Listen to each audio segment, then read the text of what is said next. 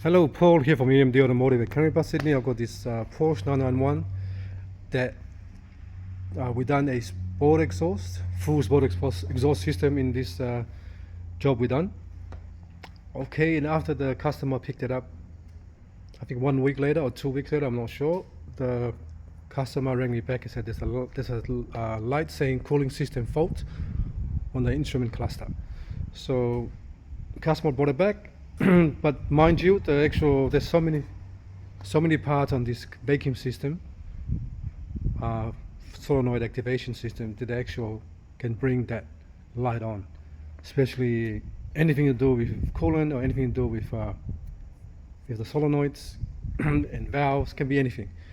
So the customer brought it back down, dropped it off to me, and then I took this bar off, just like this, took everything apart, have a look. And I found this solenoid was open circuit, and that one inside there and one on the inner guard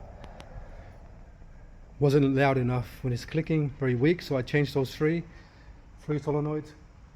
Customer picked up the car, and then he brought it back, and he said the same fault is still coming on. So when he brought it back, I checked everything here, nothing was wrong there. All the work that we done was good. So the only thing I found was this.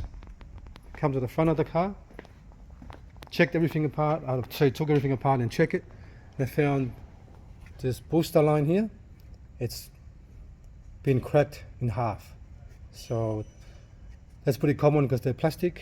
They usually hit on the actual top here when you put the cover on top, which is this cover here. That cover there goes on top of the car, goes on top of this car. And it's all plastic, so usually I can just repair it with a hose, breather hose, just like that. So now everything's fine on this side here. And one of the solenoids from factory,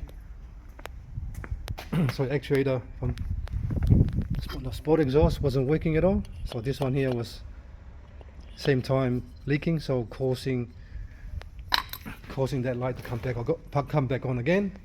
But now everything's back together and everything's working properly. I'm going to actually hook up the actual vacuum test tool so hook up my scan tool and then do the test.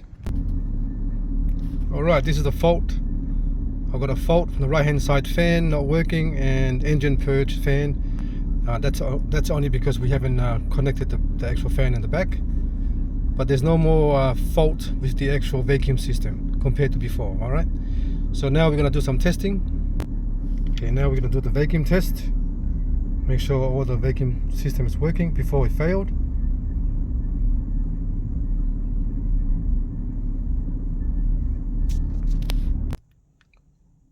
Okay, sorry I didn't capture it quick enough, but it came up here successful.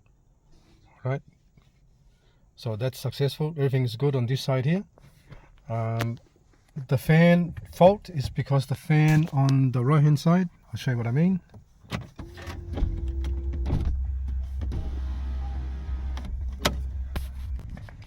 Okay, the fans on this side here, I already put it back together already. It's inside there. I took the wheels off, done the testing of the actual signal and the power on earth. Everything's working. I fixed that. Now everything's working now. So now we're going to put everything back together. This bar is going to go back on here, and then take the car for road test, double check it, maybe road test it tomorrow again. If the light doesn't come back on, don't worry about it. Okay, so sometimes you try to explain to some customer what's happening with the car, and it's very hard to explain, but to do a video. Because when you do a video, it actually shows what you do. The video is about $1 million more than actually writing and taking a picture. Alright, so I fixed this up. This was a problem as well. So that was already like that before it came here. So maybe it just happened to come off worse than before and start creating other problems as well.